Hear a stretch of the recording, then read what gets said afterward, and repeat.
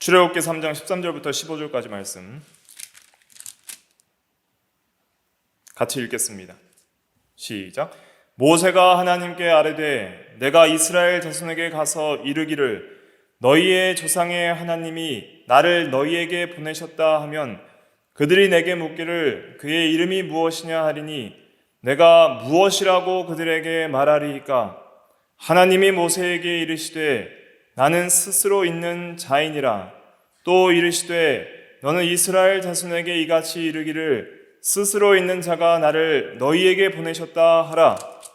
하나님이 또 모세에게 이르시되 너는 이스라엘 자손에게 이같이 이르기를 너희 조상의 하나님 여호와 곧 아브라함의 하나님, 이삭의 하나님, 야곱의 하나님께서 나를 너희에게 보내셨다 하라. 이는 나의 영원한 이름이요 대대로 기억할 나의 칭언이라. 아멘. 오늘은 개혁교회 교리 7번째 시간으로서 신론 첫 번째 시간입니다. 그래서 하나님에 대한 진리라고 할 수 있는데 신론 첫 번째 시간으로서 하나님의 속성에 대해서 말씀을 증거하도록 하겠습니다. 이 속성이라는 것은 무슨 의미냐면 하나님이 어떤 분이신가 하는 것을 설명하는 의미입니다. 그래서 우리가 하나님의 본질, 하나님의 하나님 되심을 성삼위 하나님께서 서로를 이해하듯이 하나님과 같이 우리가 하나님을 한 번에 파악할 수 없기 때문에 유한자는 무한자를 온전하게 한 번에 파악을 할 수가 없어요. 그렇기 때문에 하나님께서 성경의 계시를 통해서 하나님이 어떤 분이신지를 여러 각도로 우리에게 계시해 주셨습니다. 그래서 하나님은 지혜, 지식, 진실, 선, 의, 거룩, 사랑, 능력, 영이심, 또 자존하신 스스로 계시고 또 불변하시고 무한하시고 또 단일하신 이러한 여러 속성들을 통해서 하나님의 그 위대하고 광대하시고 완전하신 그 무한자 그리고 영원 자존자이시고 참으로 유한한 인간이 무한자를 온전히 파악을 한 번에 할 수 없는데 여러 계시의 말씀을 통해서 하나님의 그 질적 무한성과 존재적 탁월성의 그 본질 자체를 우리가 성경의 계시를 통해서 여러 각도로 잘 이해할 수 있도록 그렇게 하나님 자신을 계시해 주셨습니다. 그래서 그러한 하나님의 본질을 한 번에 파악할 수 없지만은 그러나 그분이 어떤 분이신지를 여러 부분들을 통해서 파악할 수 있고 그분의 성품이 어떠하신지를 파악해 나가야 하는데 그러한 본질에 속한 여러 성품들을 속성이라고 표현을 하는 것입니다. 신학적으로. 그래서 그러한 속성에는 여러 가지 종류들이 있게 됩니다. 그래서 어떤 분이신지, 하나님이 어떤 분이신지, 어떤 분이신가 하는 것을 이제 나열하는 것이 하나님의 속성이다. 이렇게 할 수가 있겠습니다. 먼저 웨스트민스터 대요리 문답 6문답에 보면 6문답을 같이 읽어볼게요. 시작. 성경이 하나님에 대하여 알려주는 것이 무엇입니까? 답. 성경은 하나님이 어떤 분이신지와 신성의 위격들과 하나님의 작정과 그의 작정의 실행하심을 알려줍니다. 그랬습니다. 그래서 우리가 앞으로 개혁교회 교리 이 시간에 신론에 대해서 배울 텐데 이 신론에 대해서 크게 이제 하나님이 어떤 분이신지에 대한 것이 바로 속성에 대한 것입니다. 하나님의 속성들에서 대해서 배울 것이고 또 신성의 위격들과 하는 것은 이제 삼위일체에 대한 것입니다. 그리고 하나님의 작정과 작정의 실행인 창조와 섭리에 대해서 이렇게 신론에서 배우게 되는 것입니다. 그래서 앞으로 몇 주 동안은 이 속성에 대해서 자세하게 배우도록 하겠습니다. 교재에 대해서는 제가 교재를 지금 만들고 있는데 시간이 좀 걸리기 때문에 먼저 소요리 문답은 좀 빨리 만들어서 나눠드릴 수 있을 것 같고, 그 다음에 대요리 문답을 또 만들고, 그 다음에 신앙고백서는 가장 내용이 많기 때문에 조금 시간이 걸리고 있습니다. 그리고 또 그 외에도 우리가 웨스트민스터 대소요리 문답과 신앙고백서 외에도 우리가 이제 고대 신조인 니케아 신조나 칼케돈 신조나 또 우리가 매주 외우는 사도신경이나 또 그 외에 이제 유럽 개혁교회의 일치를 위한 신조인 세 가지, 벨직 신앙고백서, 하이델베르크 교리문답, 도르트 신조, 그러한 것들도 우리가 다 같이 가지고 있으면서 시시때때로 우리가 읽고 묵상하고 이해할 필요가 있습니다. 그래서 이제 여러 교재들을 살펴보다가 이러한 모든 것들을 한 번에 묶어놓은 책들이 여러 가지가 있는데 비교하면서 좀 알아보다가 그래도 우리가 가장 구매해서 교재로 사용하기에 좋은 그 책을 하나 소개를 해드리면 교회사적으로 엮어낸 신앙고백집, 김양주 목사님이 편저하신 것인데 이제 이 신앙고백집을 주 교재로 일단은 사용을 하고 또 제가 교재를 만들어 드리는 대로 또 그 교재도 참고하셔서 이렇게 더 유익하게 사용을 하시면 좋겠습니다. 그리고 또 매주 하는 새롭게 나가는 부분들은 후에 이제 유튜브 채널을 통해서 또 교재를 올려드리도록 하겠습니다. 저희 예담교회 성도님들께서는 이 지금 주문이 돼 있으니까 이제 오는 대로 교회에서 이것은 각 번 나눠드릴 테니까 잘 받으셔서 이제 매주 또 가지고 다니시면서 이렇게 보시고 또 공부하시면 큰 유익이 있을 것이라고 그렇게 생각이 됩니다. 그래서 이제 대요리 문답에서 보는 것처럼 이제 속성에 대해서 이번 주부터 나아가도록 하겠습니다. 소요리 문답에서는 하나님의 속성을 어떻게 말을 하고 있는가? 하나님은 어떤 분이십니까? 이렇게 물어보고 있습니다. 자, 하나님은 어떤 분이십니까? 답을 읽어볼게요. 시작. 하나님은 영이시며 그의 존재하심과 지혜와 권능과 거룩하심과 공의와 선하심과 진실하심이 무한하시고 영원하시며 불변하십니다. 그랬습니다. 그래서 하나님은 영이시다.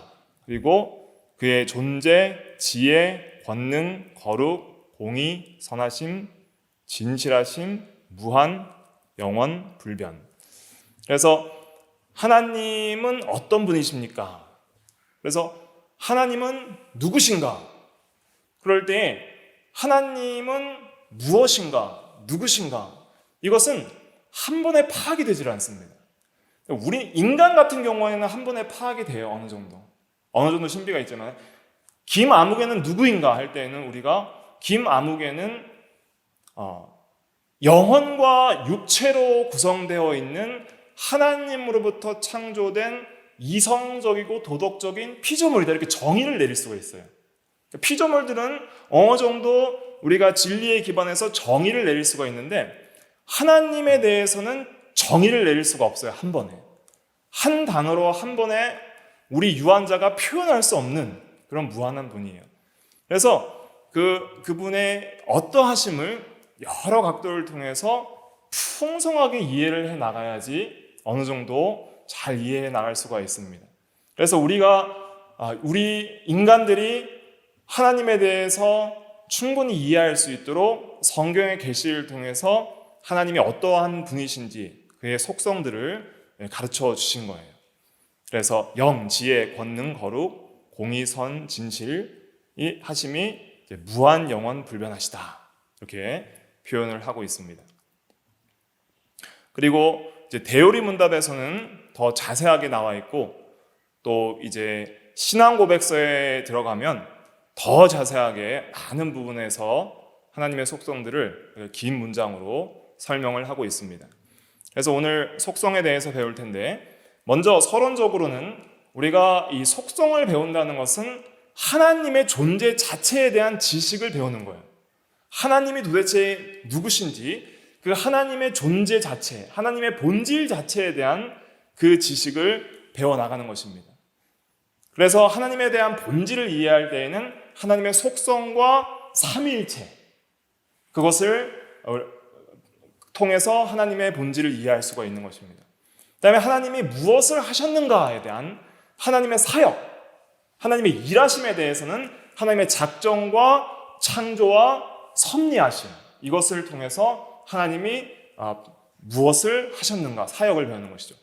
하나님은 어떤 분이신가, 누구신가 하는 것은 이제는 속성과 삼위일체 교리를 통해서 하나님에 대해서 풍성하게 이해해 나가는 것입니다.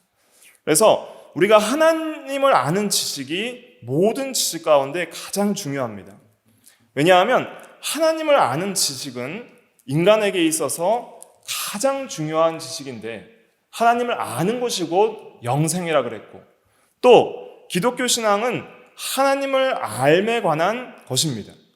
하나님을 알아야지 우리가 하나님을 바로 예배할 수 있고, 하나님을 알아야지 하나님을 사랑할 수가 있고, 하나님을 알아야지 순종할 수가 있습니다. 알지도 못하는 분을 사랑할 수가 없고, 알지도 못하는 분을 예배할 수 없고, 알지도 못하는 분을 순종할 수가 없는 거예요. 또 알지 못하는 분을 교제할 수 없는 거예요. 우리가 하나님을 만나기를 원하고, 성도에게 있어서 가장 큰 소원이 뭐예요? 내 주 여호와 하나님을 충만히 배우는 거예요. 다윗에게 있어서도 시편에 보면 한 가지 소원, 27편에 내게 있어서 한 가지 소원이 있다 그랬는데, 한번 찾아볼까요? 시편 27편에 27편 4절에 내가 여호와께 바라는 한 가지 일, 그것을 내가 구하리니 곧 내가 내 평생의 여호와의 집에 살면서 여호와의 아름다움을 바라보며 그의 성전에서 사모하는 그것이라 그랬습니다. 여호와께 바라는 단 한 가지 기도 제목이 있다면 그것은 여호와의 아름다움을 보는 거라 그랬어요. 그러니까 우리 성도에게 있어서 가장 큰 소원이 있다면 그것은 무엇이어야 하는가? 돈, 쾌락, 명예 이런 것이 아니라 하나님 아버지, 또 삼위일체 하나님, 성령과 그리스도와 성부 하나님을 우리가 진리의 말씀을 통해서 충만히 보는 것, 그것이 우리가 가져야 할 성도의 가장 큰 소원이라 할 수가 있겠습니다. 그래서 하나님을 아는 지식이 없기 때문에 인생들은 가장 불행해지는 거예요. 인생에 있어서 존재적 가장 큰 행복이 무엇인가? 행복하고 싶다 하는 것이 우리의 소원이잖아요. 근데 인생에 있어서 가장 큰 행복은 하나님을 아는 거예요. 이 안다는 것은 지식적인 알에 그치는 것이 아닙니다. 우리가 미국 대통령과 한국 대통령을 안다, 아니면 한국에 있는 어떤 연예인들을 안다 할 수 있잖아요. 연예인들의 어떤 취미, 성격, 활동 내역, 키, 몸무게, 이런 것들을 팬들이 막 조사하고 알고 그 연예인들에 대해서 알아가는 사람들도 있잖아요. 또 어떤 대통령에 대해서 조사하는 사람들은 그 대통령의 행적들과 사역들, 인격들, 어떤 자서전적인 것을 통해서 대통령의 어떤 삶을 살았는지 지식적으로 알아갈 수 있잖아요. 그런데 그렇게 아는 것과 그러한 것 다 몰라도 대통령 아들이 대통령과 함께 사랑의 교제를 하면서 그 아버지를 아는 것과는 다른 거예요. 대통령 아들이 어릴 때부터 아버지가 어떻게 살았는지 몰라도 그 사람을, 대통령을 연구하는 학자보다 아들이 아버지를 더 많이 안다고 할 수가 있는 거예요. 그건 사랑의 인격적 교제와 사귐 속에서 이 인격적인 알미예요. 관계와 교제와 사귐 속에서의 알미라는 것이죠. 그러니까 우리가 하나님을 아는 지식에 있어서도 자라가야 되는 것이 단순히 성경적인 교리적인 지식만으로 그쳐야 되는 것이 아니라 이러한 풍성한 성경적인 지식과 교리적인 지식을 통해서 실제적으로 하나님을 더 사랑하고 실제적으로 하나님과 기도의 시간을 통해서 더 교제하고 실제적으로 우리의 인생을 통해서 하나님을 더 믿고 또 그의 계명을 순종하는 삶을 통해서 하나님과의 인격적 교제가 이루어지는 거예요. 매일 하나님을 마음으로 찾고 하나님의 이름을 부르고 하나님을 찬양하고 하나님께 기도하고 또 매일의 삶 속에서 우리가 하나님의 말씀을 기억하고 그 하나님의 말씀을 의지하고 순종하는 삶을 통해서 하나님과의 인격적 교제가 성령 안에서 신비적으로 이루어져 나가는 거예요. 그래서 내가 너와 함께하노라 하는 확신과 우리의 삶을 하나님께서 인도하셨다라는 고백과 우리의 전 인생 가운데 하나님의 작정과 섭리 가운데 우리의 삶이 인도함과 보존함을 받고 있다는 고백들이 그러한 믿음과 순종의 삶과 인격적 교제의 삶을 통해서 나타나는 것이죠. 그런데 왜 인간들의 삶이 불행한가? 왜 모든 인생들이 불행한가? 하나님을 모르기 때문입니다. 그래서 호세아 4장 1절에 뭐라고 그랬죠? 이스라엘 자손들아, 한번 읽어볼게요. 호세아 4장 1절 시작. 이스라엘 자손들아 여호와의 말씀을 들으라. 여호와께서 이 땅 주민과 논쟁하시나니 이 땅에는 진실도 없고 인애도 없고 하나님을 아는 지식도 없고 그랬습니다. 하나님을 아는 지식이 없다고 책망하시는 거예요. 그래서 호세아 4장 6절에는 내 백성이 지식이 없으므로 망하는도다. 하나님을 아는 지식이 없기 때문에 우리가 불행해지는 거예요. 하나님을 아는 지식이 없기 때문에 하나님께 범죄하고 죄악을 쌓고 하나님 없이 살아가고, 그렇기 때문에 하나님이 함께 하시고 선하신 하나님이 함께 하시고 복되신 하나님이 함께 하시고 모든 생명의 근원과 존재의 근원인 하나님이 함께 하시고 보호하시고 인도하시는 모든 하나님의 그 은혜들을 우리가 충만히 받지 못하기 때문에 인생이 불행해지는 거예요. 그러니까 인생에 있어서 가장 큰 소망과 행복은 어디에 있냐면 하나님을 충만히 알아가는 데 있습니다. 우리의 인생에서 여러분들이 매일을 살아가면서 하나님 없이 살아가는 때도 있고 또 하나님의 능력과 은혜와 그의 인도하심을 충만히 경험하면서 살아가는 때도 있을 거예요. 그런데 내가 매일을 살아가는데 전혀 하나님 없이 살아간다. 전혀 하나님을 생각하지 않고 하나님을 사랑하지도 않고 의지하지도 않고 하나님과 동행하지도 않고 그의 말씀을 순종하며 말씀을 믿으며 살아가지 않는다면 그것은 하나님을 모르는 자와 같은 거예요. 하나님 없이 살아가는 자와 같은 거예요. 그래서 호세아 6장 3절에는 뭐라고 하고 있죠? 6장 3절 같이 읽어볼게요. 그러므로부터 시작. 그러므로 우리가 여호와를 알자. 힘써 여호와를 알자. 그의 나타나심은 새벽 빛같이 어김없나니 비와 같이 땅에 적시는 늦은 비와 같이 우리에게 임하시리라 하니라. 여호와를 알자, 힘써 알자 그랬습니다. 그의 나타나심은 어떤 추상적인 사변적 지식이 그치는 것이 아니라 새벽 빛같이 나타나고 비와 같이 땅을 적시는 늦은 비와 같이 우리에게 실제적으로 또 영적으로 그리고 우리에게 인격적으로 임하시는 하나님의 그 임재가 있다는 거예요. 그렇기 때문에 우리는 참되고 살아계신 하나님을 믿는 자로서 그 사시고 참되신 하나님을 경외하며 그 하나님을 알기를 힘쓰고 그 하나님과 교제하며 그 사귐이 깊어지기를 힘써야 됩니다. 하나님을 어떻게 알 수 있는가? 우리가 첫 시간부터 성경론에 대해서 배웠잖아요. 하나님을 어떻게 알 수 있죠? 일반 계시와 특별 계시를 알 수 있다 그랬는데 특별히 특별 계시인 성경의 말씀을 통해서 하나님을 바로 알 수 있다 그랬습니다. 그래서 정리하면 하나님을 어떻게 알 수 있는가? 진리 안에서 성령을 따라 그리스도를 통하여 하나님을 알 수 있는 거예요.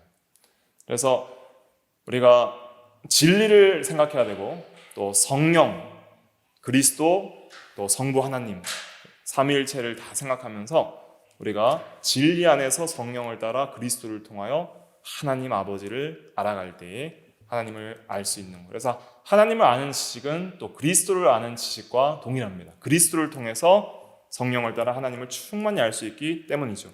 그래서 베드로후서의 마지막 3장 마지막 절 한번 찾아볼까요?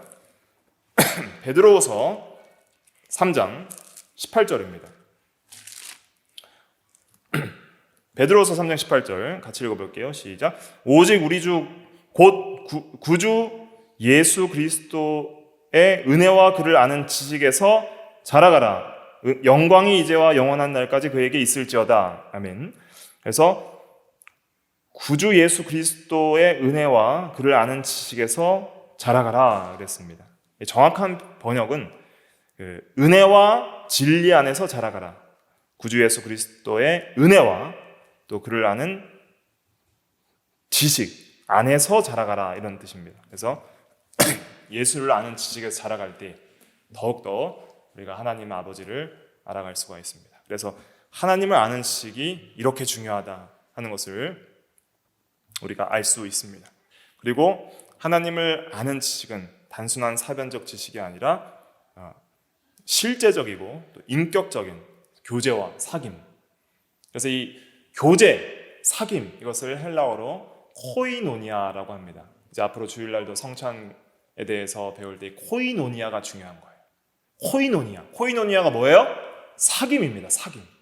그것을 통해서 하나님을 알아가는 거예요. 그래서 요한일서에서 보면 요한 사도가 주께서 사랑하시던 제자였잖아요. 그 제자가 고백하는 것이 복음 증거의 목적이 사귐이 있게 함이라라는 것을 말을 하고 있습니다. 요한일서 찾아볼게요. 신약성경 388페이지. 신약성경 388페이지 요한일서 1장 1절부터 4절까지 같이 읽어볼게요. 1절부터 4절까지. 시작. 태초부터 있는 생명의 말씀에 관하여는 우리가 들은 바요 눈으로 본 바요 자세히 보고 우리의 손으로 만진 바라 이 생명이 나타나신 바 된지라 이 영원한 생명을 우리가 보았고 증언하여 너희에게 전하노니 이는 아버지와 함께 계시다가 우리에게 나타나신 바 된 이시니라. 우리가 보고 들은 바를 너희에게도 전함은 너희로 우리와 사귐이 있게 하려 함이니 우리의 사귐은 아버지와 그의 아들 예수 그리스도와 더불어 누림이라. 우리가 이것을 쓰면 우리의 기쁨이 충만하게 하려 함이라. 아멘. 여기서 사귐이라고 나온 3절에 이 사귐은 코이노니아입니다. 그래서 인격적 교제, 사귐 그것을 통해서 이제 복음 증거의 목적은 성도들과의 사귐뿐만 아니라 아버지와 그의 아들 예수 그리스도와 더불어 누리는 그 사귐을 위하여 복음을 증거했다 그랬습니다. 그러니까 그리스도 예수를 믿음으로 얻는 그 영생은 바로 사귐에 있는 거예요. 하나님과 원수되었던 자, 하나님의 진노의 심판을 받을 수밖에 없던 자가 이제는 하나님의 자녀가 되고 그리스도의 신부가 되고 그리고 이제는 하나님 아버지와 그리스도와 더불어 또한 모든 하나님의 자녀인 성도와 더불어 사귐을 누리는 세계에 들어가는 것, 교제, 사랑의 세계에 들어가는 그것이 바로 하나님의 나라에 들어가는 것이고 구원을 얻는 것입니다. 그 사귐이 오늘날 이 교회를 통해서 더욱더 성령과 진리 안에서 충만하게 이루어져 나가야 하며 그리고 마지막 완성될 영원한 하나님의 나라에서 이 사귐과 교제는 성령 안에서 충만케 될 것입니다. 그것을 위해서 우리가 구원을 받은 것이고 복음을 전해 듣고 믿게 된 것이죠. 그래서 이러한 이제 사귐이 깊어지려면 어떻게 해야 되는가? 알아야 사귀는 거예요. 아는 분을 사귈 수 있고 아는 분을 사랑할 수 있고 아는 분을 순종할 수 있습니다. 그래서 우리는 이 성경에 대한 어떤 지식보다 가장 중요하게 생각해야 될 지식은 바로 하나님에 대한 지식이에요. 하나님의 존재 자체에 대한 지식. 그것을 가리켜서 하나님의 속성이다 이렇게 말을 하는 것입니다. 그래서 우리는 이 하나님의 속성 교리를 그 어떤 교리보다 더 가장 사랑하고 하나님의 본질 자체에 대한 지식이기 때문에 그러한 속성들을 깊이 있게 이해해 나가야 됩니다. 하나님은 어떤 분이신가? 그리고 또 이제 삼위일체를 하기 전에 하나님은 또 한 분 외에 다른 신이 있습니까? 했었을 때 사시고 참되신 하나님은 오직 한 분이십니다. 그랬습니다. 이런 것도 하나의 하나님의 또 속성이라 할 수가 있겠습니다. 대요리 문답은 나중에 또 살펴보시고 각자 교재를 통해서 살펴보시고 우리가 또 오늘은 신앙고백서 1항만 같이 읽어보겠습니다. 대요리 문답과 중복되는 부분이 많이 있기 때문에 1항만 우리가 같이 읽어보겠습니다. 속성들에 대해서 시작. 오직 한 분이시며 살아있고 참된 하나님이 계신다. 그분은 존재와 완전함에서 무한하시며 지극히 순수한 영이시고 보이지 않고 몸이나 지체나 정욕도 없으시고 불변하시고 광대하시고 영원하시고 완전히 이해될 수 없고 전능하시고 지극히 지혜로우시고 지극히 거룩하시고 지극히 자유로우시고 지극히 절대적이시며 자기 자신의 영광을 위해 그 자신의 불변하고 지극히 의로우신 뜻의 계획대로 모든 일을 행하신다. 또한 하나님은 지극히 사랑하시며 은혜로우시고 자비로우시며 오래 참으시고 선함과 진리가 풍성하시고 불의와 허물과 죄를 용서하시고 부지런히 그를 찾는 자에게 상 주시는 이시며 그럼에도 불구하고 심판에서 지극히 공의로우시고 무서우시며 모든 죄를 미워하시고 범죄자를 분명히 형벌하시는 분이시다. 네, 이렇게 하나님의 속성들에 대해서 이야기를 하고 있습니다. 그리고 하나님의 속성들과 피조물과의 어떤 관계에 대해서 또 특별히 구체적으로 2항에서 설명을 하고 있습니다. 이것은 읽지 않고 남은 시간에는 이제 이 속성을 하나하나씩 자세하게 살펴볼 필요가 있습니다. 그래야지 이 의미를 깊이 있게 이해할 수가 있습니다. 그래서 사실은 제가 주일날 전에 이제 하나님을 아는 지식이라는 시리즈로 약 한 22회 정도 설교를 했던 것 같은데, 하나님의 속성에 대해서 좀 깊이 있게 증거한 적이 있습니다. 물론 이제 그 설교들을 참고하셔도 되고 또 좀 중복되는 부분도 있고 또 새롭게 되는 부분들도 있는데, 그때 설교할 때는 속성 하나하나씩을 개별적으로 살펴보면서 성경적으로 자세하게 진리를 증거를 했습니다. 그런데 우리가 이 속성들을 방금 이렇게 신앙고백서를 읽어보니까 어때요?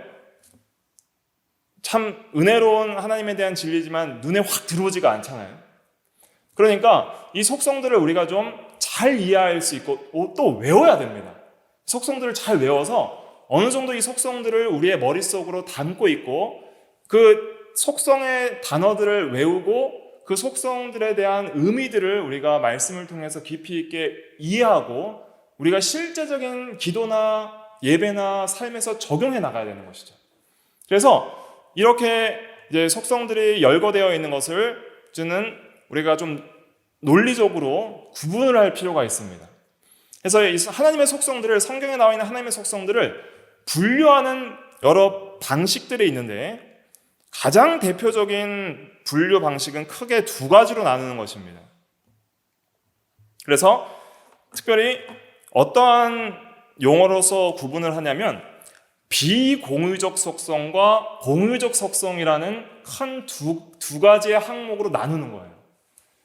그래서 비공유적 속성이라는 것은 무엇이냐면 하나님께만 속하고 특별히 이 사람과는 공유하지 않는다. 하나님께만 특별히 있는 속성이다 해서 비공유적 속성이고, 또 공유적 속성이라는 것은 하나님께 있는 속성이지만 우리 인간들도 어느 정도 공유하고 있는 속성이다. 이런 의미에서 공유적 속성이다 이렇게 표현을 합니다.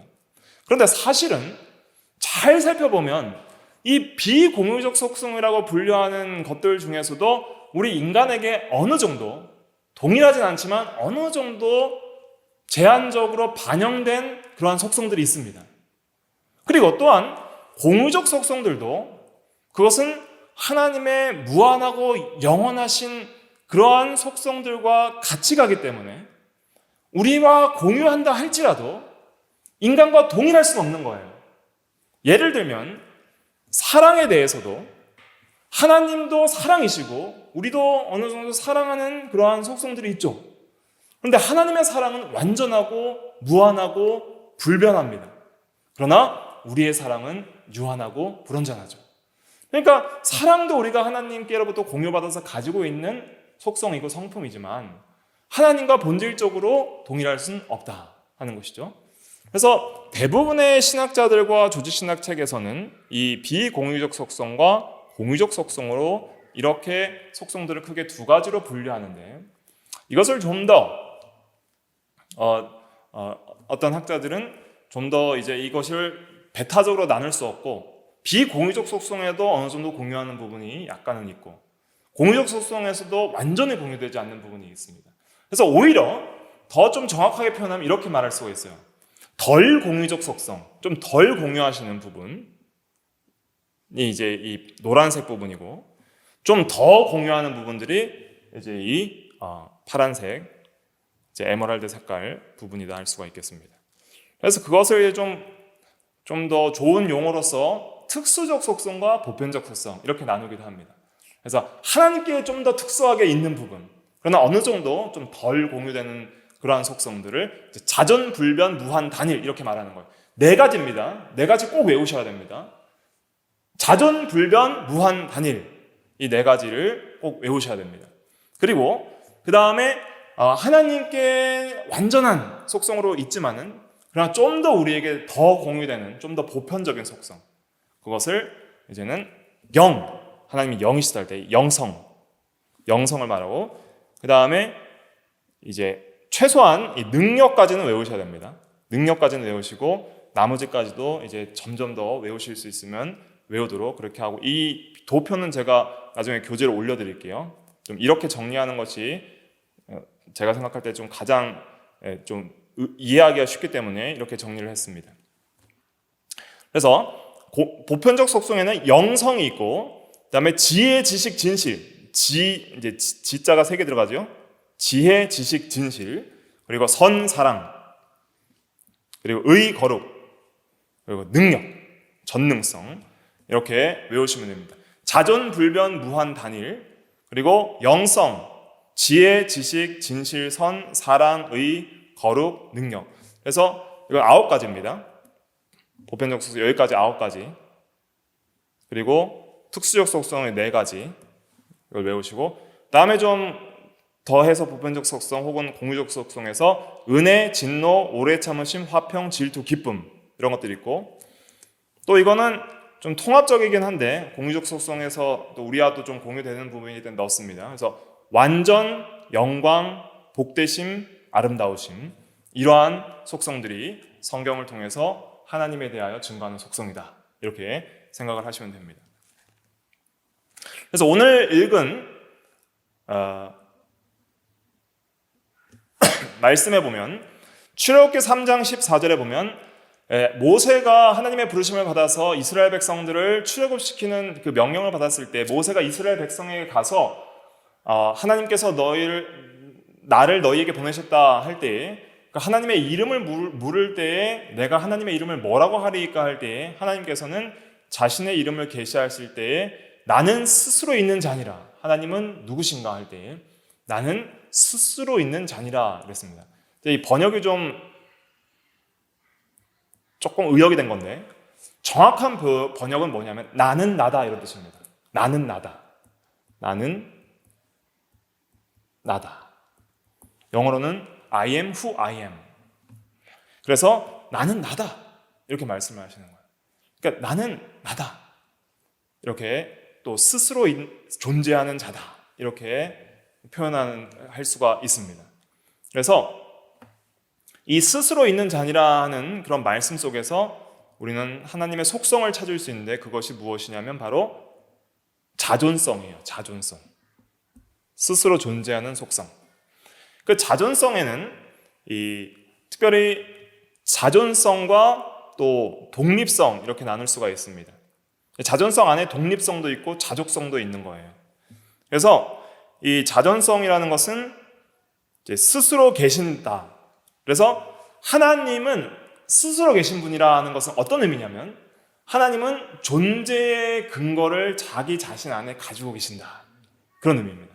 그래서 이것을 외우셔야 됩니다. 하나님은 존재의 근거를 누구 안에 갖고 계세요? 하나님 안에 가지고 계신다. 존재할 수 있는 근거 자체, 존재의 근거 자체를 자신 안에 가지고 계신다. 그 말은 모든 피조물은 존재의 근거를 누구로부터 얻게 된다는 거예요? 하나님으로부터 말미암아 존재하게 된다. 존재의 근거는 모든 피조물에 있어서는 하나님으로부터 주어지는 거예요.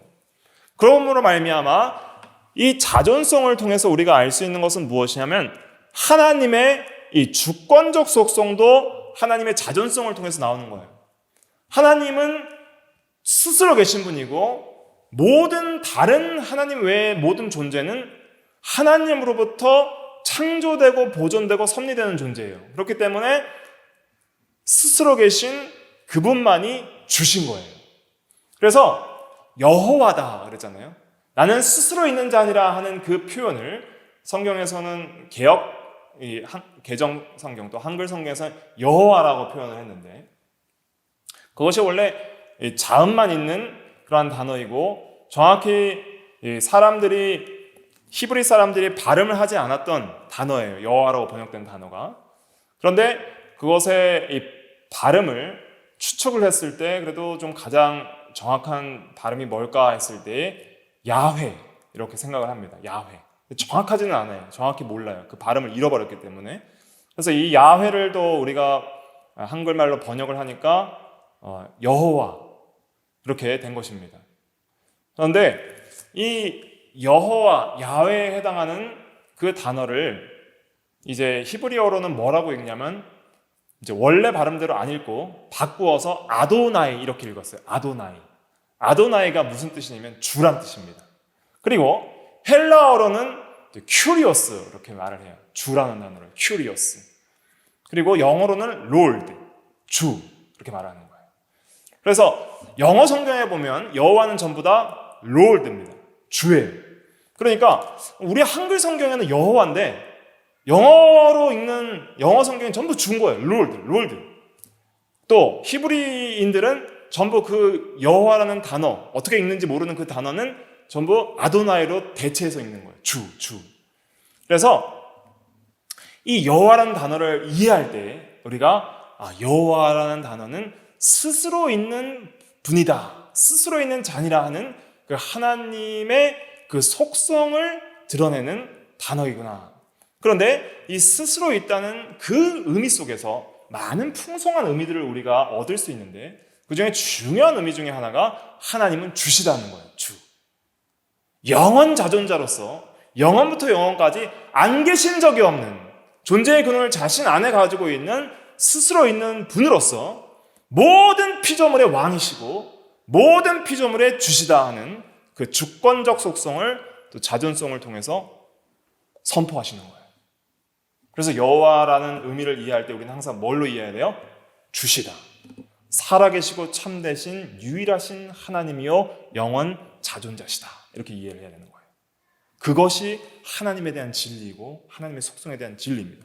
또 스스로 계시기 때문에 존재의 근원을 자기 자신 안에 가지고 계시기 때문에 하나님은 언제나 독립적이고 자족적이십니다.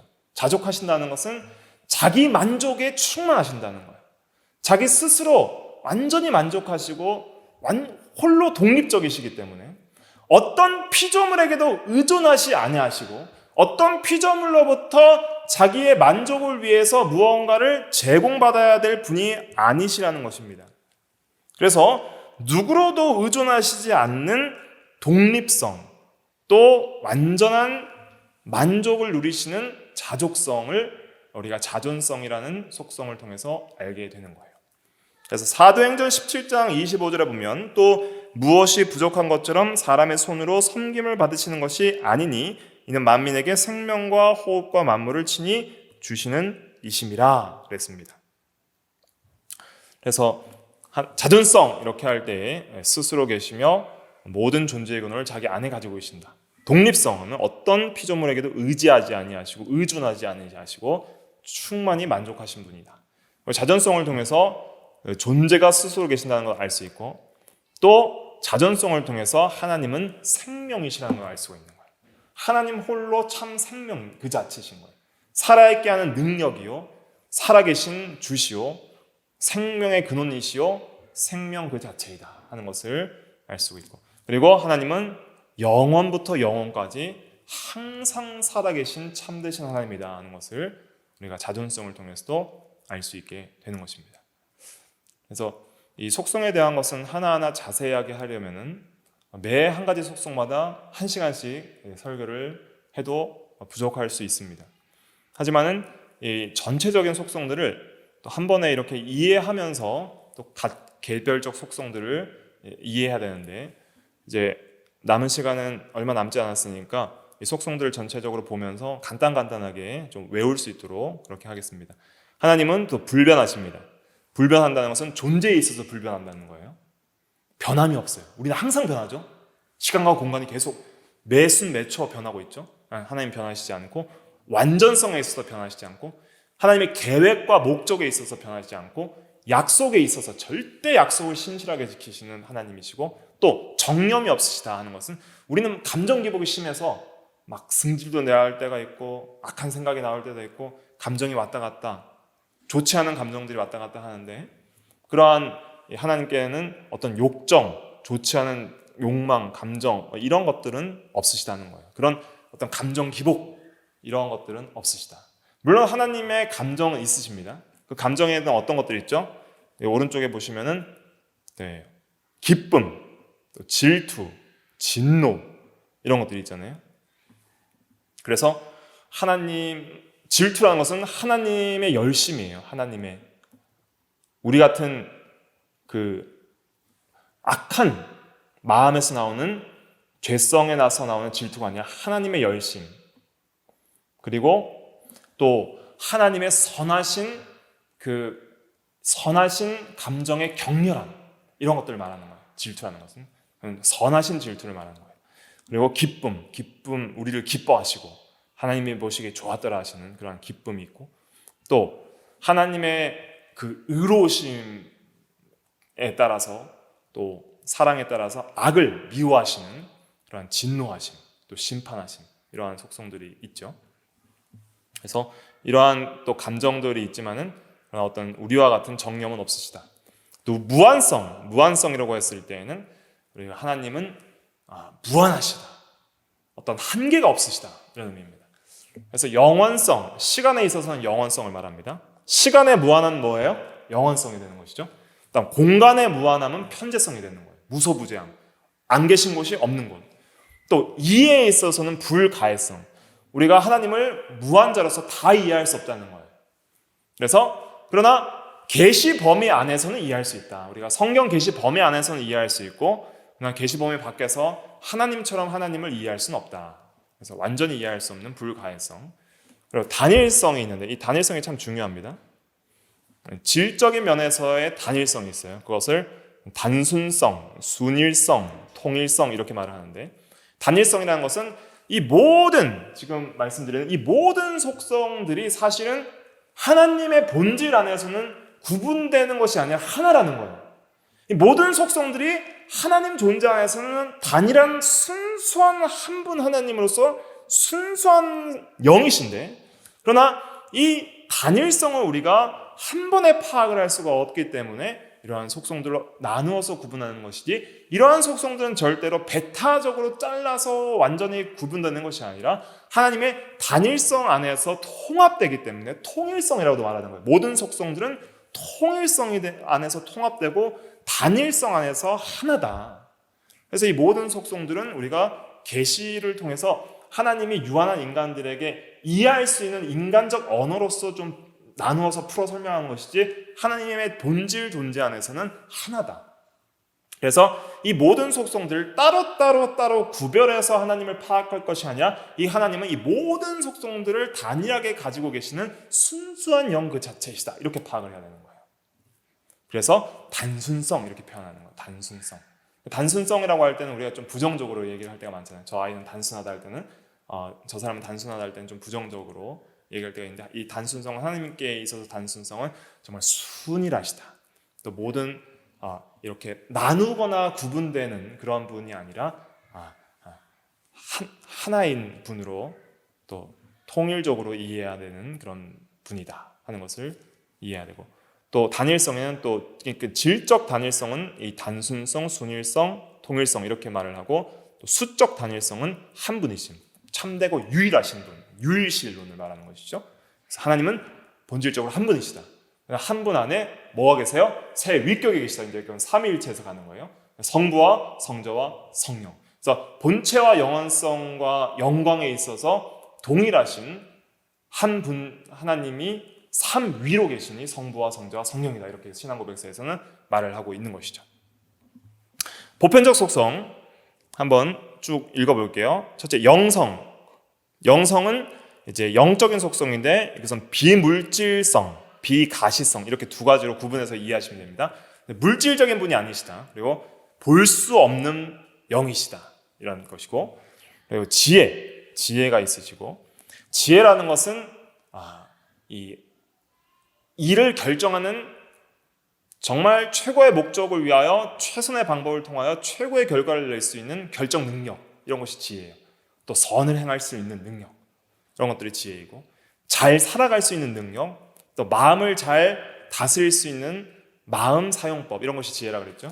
그래서 지혜에 있어서도 최고의 지혜를 가지시고, 지식에 있어서도 모르는 것이 없는 전지. 그래서 하나님은 단 한순간의 동작으로 현재와 과거 미래의 모든 것들을 다 이해할 수 있는 전지. 그리고 진실하시다. 진실은 신실, 진리 이렇게 표현할 수가 있습니다. 또 참되심. 그래서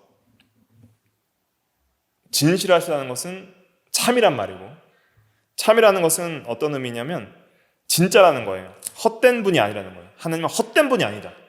참되시고 사시고 정말 살아계신 진짜 하나님이다, 이런 뜻이고, 진리라는 것은 뭐예요? 이것은 진리라는 것은 오류가 없다. 지식의 진실성을 또 말하고, 또 신실은 진리이기 때문에 믿을 수 있는 거죠. 그러니까 믿을 만하다. 거짓 불신을 일으키는 것이 아니라 정말 믿을 만한 분이시다. 신실하다. 진실에는 이런 것들이 다 포함이 되는 거예요. 신실, 진리, 참되심, 이런 것들이 다 포함이 됩니다.